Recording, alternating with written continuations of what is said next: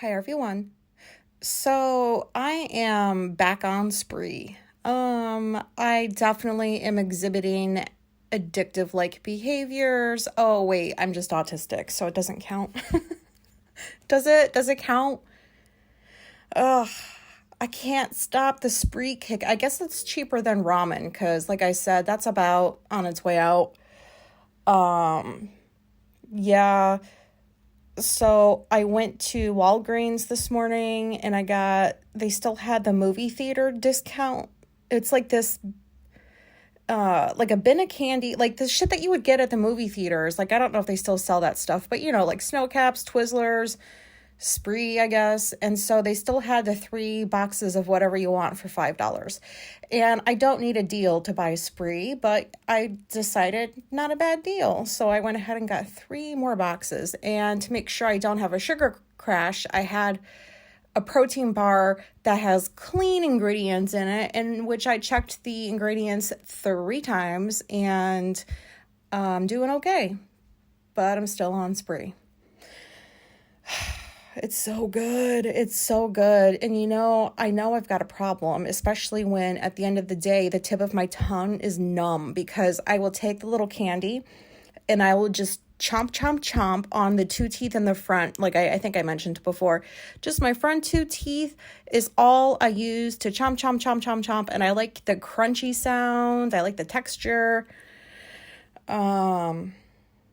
Yeah, so I guess, it's not done with me yet. But anyways, and speaking of protein bars, I don't want to call this company out because they, as far as I know, are not malicious and they're not trying to swindle people. So I don't feel the need to name them. But I bought one of their protein bars. I wanted to try something new because I'm all about the 5-minute meal. And if I don't even feel like doing a 5-minute meal, then I'll just grab a protein bar. And I wanted to try a new one. And so the other night, it was like an hour after I ate it, and I started feeling like gassy. And pretty much, sorry for the gross factor, but pretty much I shit my brains out all day yesterday. And I haven't pooped like this since Sylvester was inside me. This reminded me of how bad I felt with that big old cyst inside me. I just felt gross and sick, and I was crapping all the time because it was pressing on like all of my insides. So yeah, I did not like it. The reason being is because it was either that or it was the cherry pie that Alicia made. That I wanted to know what contributed to my poops. And usually her pies make me shit. I don't know why. So I thought it was maybe that. But then I tied it to the protein bar because it just kept going and going. And I go and I grab another protein bar like it that I had bought. And I look at the back and I look through all the ingredients again. And there's no chicory root, which is something that upsets my stomach. Makes me really sick. So that's why I got it in the first place. But then off to the right, on the far part of the package, down in this tiny, tiny little print, it says excessive consumption may serve as like a laxative, may cause a laxative effect. And so for me, apparently, excessive consumption is 1 fucking bar. And I shat all day because of it, because it had Maritol in it. Sorry, I should have said that. It said Maritol is an ingredient that they use, and I think it's a sugar substitute. I usually just stay with stevia or monk fruit. Those two I like. But Maritol, I have never heard of that before. And why did they have to put that off to the right? Because they're trying to be deceptive or something? So I learned yesterday that I will never eat anything with Maritol in it. Does anybody else have this issue? And excessive consumption, like when you initially see that, it just sounds like don't eat like a whole bunch at once. And so I didn't realize that like 1 bar was going to make me that ill. Like I just felt gross yesterday. Just my insides, like I just felt all out of whack. I was just all over the place. But, I woke up today and no shitting, so I'm good to go. Nobody needed to hear that, but, in case there's anybody out there that has like sensitive stomachs or whatever, I would stay away from Maritol. Anyways, that's not why I got on today. I got on here to devote an episode to my extreme dislike for being observed. And what brings this back up is, once again, it's Alicia's ketamine therapy. So I just got back from driving her to individual session. It's her first one since the retreat. And she's gone back to see the same therapist. So she'll be down there for a few hours, and then I'll go pick her up. And I really hope she comes back in a good mood, because, oh my God, depression's not fun, especially for her. So I just hope that it makes her feel better. But we were talking about it last night, and once again, I told her, I don't know how the hell you are okay with, if it sounds like I'm yelling, I'm sorry. It's whatever. Apparently, I want to talk real loud today. So very sorry about that. Just turn the volume down. But anyways, so what was I saying? Oh no. Oh, being observed. Yeah, so I had mentioned again that I don't understand how that doesn't bother her. Because, and I know I've talked about this on here before, so I'm sorry for repeating myself, but I just can't imagine, especially, like, okay, so if it's like in a group of people, like when she went on the retreat, there was like 4 other girls or whatever, or 3 other girls, and then each one had like a therapist watching over them. So in a group setting, maybe I wouldn't feel quite as awkward, but I still would feel very awkward and very anxious. But like on a one-on-one, she's going in there and she's doing the same thing she did during the retreat. She's taking the ketamine and lying down. She brought her pillow with her, and then she just has this internal 2-hour experience with the therapist watching over her to make sure she's okay.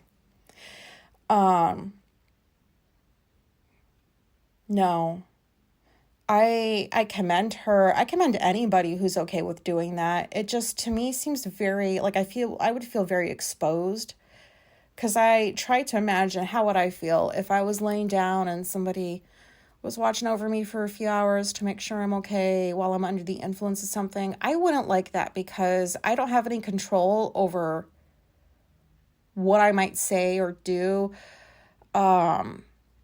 Like, for example, there's just one memory I have that is just ingrained in my brain for years and years and years. And it's when I had like a minor surgery. I think it was the one on my toe, and I made them put me out because I didn't want to be awake. Even though they used anesthetic, I still didn't want to be awake. So I told them to knock me out so they could do their little operation on my toe. And then when I woke up, I remember them telling me to transfer, to like move from the bed I was on to the bed next to me. And I remember when I lifted myself up to move my butt into the bed next to me, I farted really loud. And I was so humiliated. And I was like, I'm so sorry. And I remember them saying, it's the anesthesia. It happens to everybody. But I was mortified, and I've never forgotten about that fart. There was a witness to it. People saw me fart. They heard it. And as far as I'm concerned, I do not fart and I do not poop. It was embarrassing. It doesn't sound maybe that bad, but it was, yeah. So I don't like being observed. And this is like anything. This was in basic training when we had to do marches and we had to demonstrate that we knew how to make beds, and everything that you do is being observed. And if you're not doing it right, you definitely are told about it. And tech school was the same thing. The military, you're just used to being watched all the time. And I didn't like it. And then when I went to community college, I took this one class called forensic science, I think it was. Forensic something. I think it was forensic photography, because I remember, I'm not proud of this, but I cheated in that class because I didn't realize that photography was going to require me to know, like, all the crap that goes into a camera and numbers and, like, distance shots and, oh, no. And it was too late for me to drop it, so I just had to cheat from one of my friends. And in my defense, I didn't know that I had some learning difficulties at the time, but now I do. So yeah, and so in that class, there were a couple instances where I couldn't cheat. And so, yeah, being observed by the professor watching me make the correct photograph or take the correct shot or at whatever aperture or what, do you guys know what I'm talking about? The professor had to like watch to make sure that you're documenting the crime scene in a proper way. You've got the numbers for the fucking camera shit written down properly, and I didn't get any of it right, but I made it look like I was really trying. And I remember him feeling like, I think he felt a little bit bad for me because I was very anxious. But yeah, I didn't like being watched doing that. I never liked being watched when I would start a new job, or like a field. When I went into the counseling field, my very first evaluation, I was supervised by my supervisor, and I had never talked to a client before. I had never done an evaluation for addiction before, like on a real person. I had practiced it, but she just sat next to me and watched the entire thing, and I fumbled all the way through it. I was just very, very anxious, and I clearly remember looking like I didn't know what I was doing. Because whenever somebody observes even that close, like watching me do something, I don't like it. I know it has something to do with being, like, if I can't do something correctly, being judged for it. Which I didn't realize was still that much of an issue until I guess just now. And like driver's tests, I had to take one as a kid, like most people do. I didn't like that. I ran through a couple of red lights when I was 16 because I was so nervous. And I had to take another driver's test in New York when I was like, what did I get out? When I was 24, because I've never driven in the States before. So I needed to get a stateside driving license. And the lady that was observing me, I was just very anxious. She, thank goodness, didn't make me parallel park. And I got my license, but that stuff terrifies me. So the fact that like I'd be under the influence and have somebody watch over me is terrifying to me, because to me those are, and I know why I know it has to be done. It's ketamine therapy. This is the way that therapists are apparently doing it right now. While there's still more research being done in this area, but yeah, I would be terrified to have somebody like just kind of staring at me.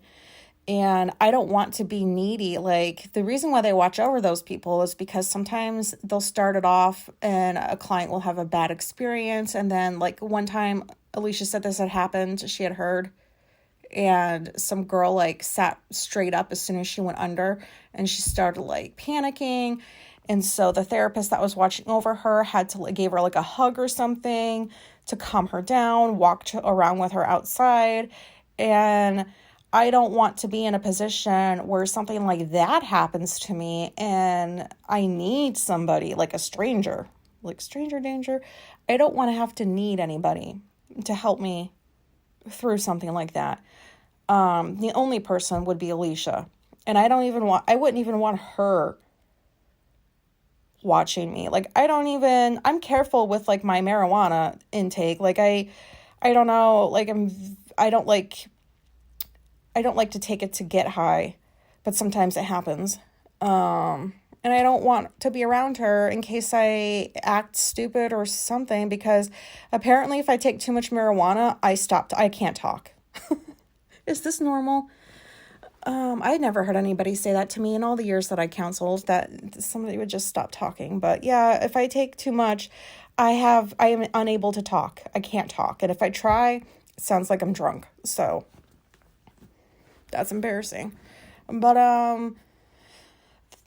yeah, that's all I got on to say was I still don't do well in this area. And if there's anybody out there that is okay with being observed, I'm surprised, because I don't know that that's very common among us autistics, but maybe there's something I don't know. But yeah, I just wish that, like, I don't know. I wish I didn't have this issue, for one thing. And I don't know if it'll ever get better because I seize up whenever I notice somebody just looking at me a little bit too long. Like, I just wish that I was invisible, which is so completely the opposite of what I wanted growing up. I wanted people to see me and treat me like a human. Now I want the opposite. Like, I just wish I was invisible. I could just go out and do whatever. Nobody can see me. I don't have to feel anxious. And I don't want to be somebody, and no offense to anybody who's like this, I'm not judging you at all.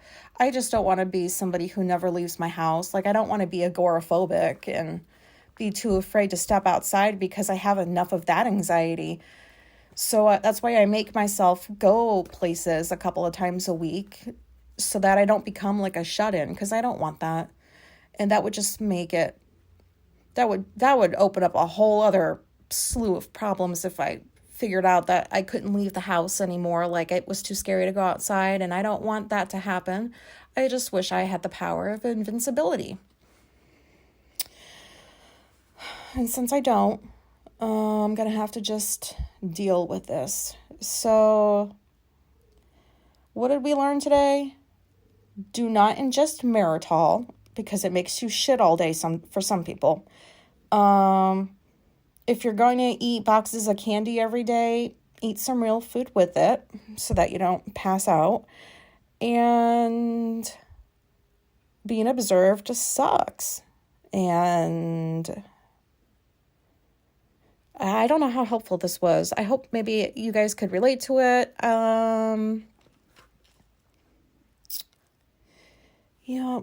I don't think I have anything else to say about that. I just wanted to take advantage, too, of the time to, like, have the house to myself. She's, like, 45 minutes away. I don't have to worry about being interrupted. So I just wanted to get on here and record and just say, I don't understand how people can do this and be okay with it. And I wish I was like that. I wish I could just let people watch me doing things and be okay with it. Like, I would never...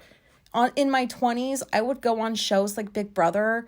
If I had the opportunity, I totally would have. And, I would have been the villain of those shows.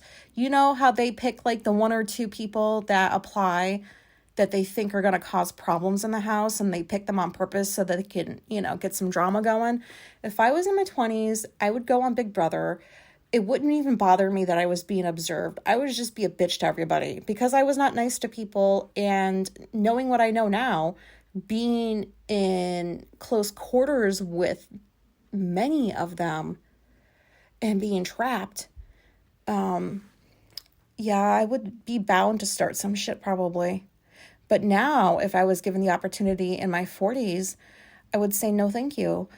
It is my favorite show, but I don't want all those fucking cameras on me. I don't want any cameras at all on me. And I would have like a severe mental health episode if I went on Big Brother and I was just walking across the room and I heard the cameras on the wall go like following my every move. I would be so paranoid. I couldn't do it. Nope, couldn't do it. So I should probably just get off of here now because I feel like I can keep going on tangents with this. But I hope you guys are having a good whatever day or life or whatever. And thank you for listening. Okay, goodbye.